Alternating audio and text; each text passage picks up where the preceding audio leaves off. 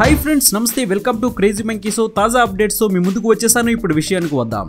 చక్కని దంతాల వలన ముఖ సౌందర్యంతో పాటు ఆరోగ్యం మన సొంతం అవుతుంది। అయితే ఈ దంతాల మధ్య లేదా దంతాల వెనుక దాగి ఉన్న గార పాచి ఉంటే అందవిహీనంగా కనిపించడంతో పాటు అనారోగ్యం కూడా। మరి ఈ పాచి లేదా గారను తొలగించడానికి ప్రతి నెల డెంటిస్ట్ను కలుస్తున్నారా? అయినా ఫలితం లేకుండా ఉందా? అయితే ఈ దంత సమస్యలు నివారించడానికి కొన్ని ఉత్తమ హోమ్ రెమెడీస్ ఉన్నాయి। అదేలాగో కొన్ని సింపుల్ చిట్కాలను ఇప్పుడు చూద్దాం। కొన్ని లవంగాలను పౌడర్ చేసి అందులో కొద్దిగా నిమ్మరసం మిక్స్ చేయాలి। ఈ పేస్ట్ ను దంతాలకు అప్లై చేసి దీన్ని టూత్ బ్రష్ తో బ్రష్ చేయాలి।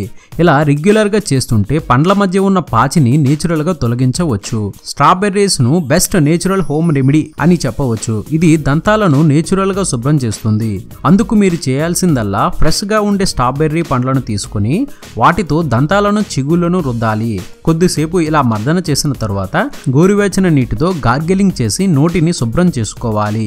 బేకింగ్ సోడాను బ్రష్ తో అద్ది దంతాల మీద రుద్దాలి। ఇలా చేస్తే చాలా కొద్ది సమయంలోనే దంతాల మధ్య ఉండే పాచి లేకుండా మీరు చూడగలరు।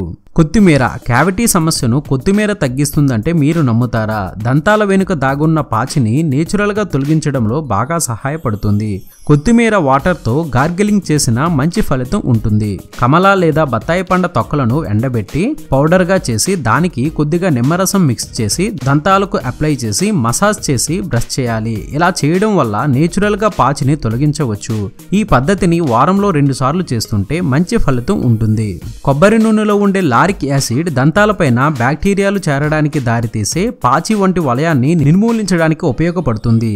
అదేవిధంగా దంతాల చెడు వాసన రాకుండా శుభ్రంగా ఉంచుతుంది।